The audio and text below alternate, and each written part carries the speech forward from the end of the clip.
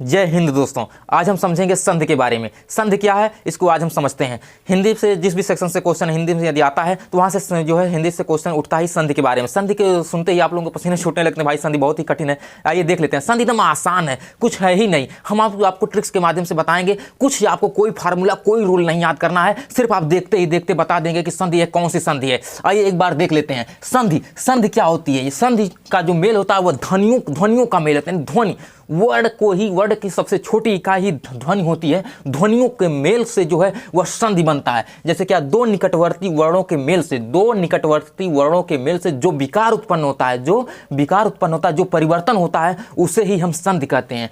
ध्वनियों के निकटतम वर्णों के मेल से जो विकार उत्पन्न होता है उसे हम संधि कहते हैं। तथा संधि होती कितने प्रकार की है यह देख लेते हैं। जैसे वर्णों के मेल से जो है वह संधि बनती है तथा शब्दों के मेल से जो है समास बनता है। वर्णों के मेल से संधि बनती है तथा शब्दों के मेल से समास बनता है। जैसे राजपुत्र यानी राजा का पुत्र, यह क्या है, यह समास है क्योंकि यहाँ पर दो शब्द मिल रहे हैं। शब्दों के मेल से समास बनता था, वर्णों के मेल से संधि बनती है। दो वर्णों के मेल से जो है वह संधि बनती है। तो इस तरह से संधि होती कितने प्रकार की है, तीन प्रकार की संधि होती है। जैसे स्वर संधि, विसर्ग संधि, व्यंजन संधि। स्वर संधि, विसर्ग संधि, व्यंजन संधि, यह तीन प्रकार की होती है। दो निकटवर्ती वर्णों के मेल से जो विकार उत्पन्न होता है उसे ही जो संधि का निर्माण होता है। आइए देख लेते हैं। दो स्वरों के मेल से जो विकार उत्पन्न होता है उसे हम संधि कहते हैं। संधि किसे कहते हैं, दो स्वरों के मेल से जो विकार उत्पन्न होता है यानी जो परिवर्तन उत्पन्न होता है, जो परिवर्तन होता है उसे ही हम संधि कहते हैं। तथा आइए देख लेते हैं स्वर संधि कितने प्रकार की होती है। अब तीन तो अब संधि बता दी। अब संधि जो है स्वर संधि कितने प्रकार की होती है, या 5 प्रकार की होती है। जैसे संधि तो 3 प्रकार की होती है, स्वर संधि, विसर्ग संधि, व्यंजन संधि। अब स्वर संधि कितने प्रकार की होती है या 5 प्रकार की होती है यह देख लेते हैं। पहला है गुण संधि, दूसरा वृद्धि संधि, तीसरा यण संधि, चौथा दीर्घ संधि और पांचवा आयाद संधि। अब जो है गुण संधि जो है, अब देखिए एकदम ट्रिक के साथ, एकदम बस आप देखेंगे तुरंत बता देंगे जो है, एकदम समझ लीजिए। गुण संधि, अब आपको जैसे आप किताबों में पढ़ते होंगे तो बड़ा एक एक पन्ना जो है सिर्फ इसका जो है आपको लिखा मिलेगा, जो सिर्फ उदाहरण कैसे देखते हैं। आइए देख लीजिए। अ और आ बराबर छोटी बड़ी छोटा उ बड़ा उ री। अब ये सब भूल जाइए, आप ये सब एकदम भूल जाइए, ये सब कुछ है ही नहीं। सिर्फ ए ओ अर, ए ओ अर। ए ओ जो है यह बीच में आता है, ए और ओ जो है यह बीच में आता है तथा अर जो है वह लास्ट में आता है यानी अंतिम में आता है। और जो अब सिर्फ आपको इतना ही याद करना है, सिर्फ इतना याद कर लीजिए, ए ओ अर। अब आइए गुण संधि को देख लेते हैं। आज हम गुण संधि और वृद्धि संधि आपको बताएंगे तथा यण संधि, दीर्घ संधि, आयाद संधि, इसके बारे में हम अगली वीडियो में आपको जानकारी देंगे।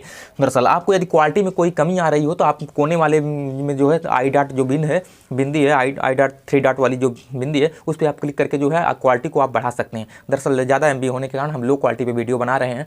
आपको देखने में कोई परेशानी हो तो आप भाई वहाँ से जाकर के जो है क्वालिटी आप बढ़ा लीजिए, ठीक है। आज हम दो बताएंगे, गुण संधि तथा वृद्धि संधि के बारे में बताएंगे आज हम। तो गुण संधि जो है ये आप देख लीजिए। फार्मूला क्या है, ए ओ अर। अर जो है वह लास्ट में आएगा, ए और ओ जो है बीच में आएगा। आज देख लेते हैं। देखिए नरेंद्र, नरेश, महेश, सुरेश, गणेश, राकेश, राजेश, कमलेश, इन सब में देखिए बीच में जो है बीच नर धन इंद्र। नरेश आ रहा है ना, देखिए नरेश ए मात्रा, फिर यहाँ भी ए मात्रा, यहाँ बीच में ए मात्रा, सुरेश में, गणेश में, राकेश में, राजेश में, कमलेश में, सोमेश में, महोदय में, महोत्सव में। अब देखिए यहाँ पर ओ पे आया ना तो ओ यहाँ पर लिखा कि नहीं।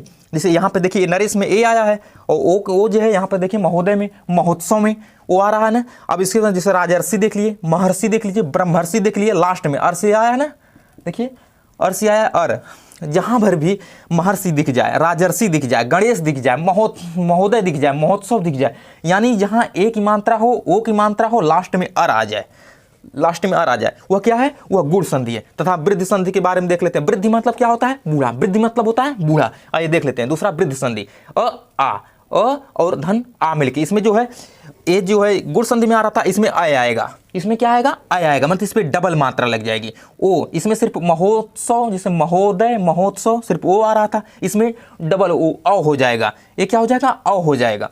इसका जो 2 मात्रा आपको देखना, आय औ, आय और औ, इसी 2 लाइन को यदि आपको याद करना है। वृद्धि संधि में सिर्फ 2, आय औ। अब इसे आप देखते ही तुरंत मार देंगे, आय औ, आय औ। जैसे कैक, ए कैक, कब देखिए डबल एक मात्रा लगी है ना, कब पे डबल एक मात्रा, एक कैक। सदैव, दय पे डबल एक मात्रा, सदैव। तथैव, डबल एक मात्रा, तथैव। महेश्वर्य, देखिए डबल एक मात्रा। वनौषधि, औ, देखिए बीच में ना औ, वन धन औषधि, वनौषधि। देखिए न पे डबल ओक मात्रा वनौषधि, महोज, महौज डबल ओक मात्रा लगी है, महोषध, महौषध, इस पे भी डबल एक मात्रा। अब जहां भी आपको डबल औ की मात्रा लग जाए या डबल ऐ की मात्रा लग जाए वहां पर आपको वृद्ध संधि मानना है। आई होप आप लोग जो है गुण संधि और वृद्ध संधि के बारे में समझे होंगे। हम अगली वीडियो में आपको यण संधि, दीर्घ संधि और अयाद संधि के बारे में जानकारी देंगे। धन्यवाद।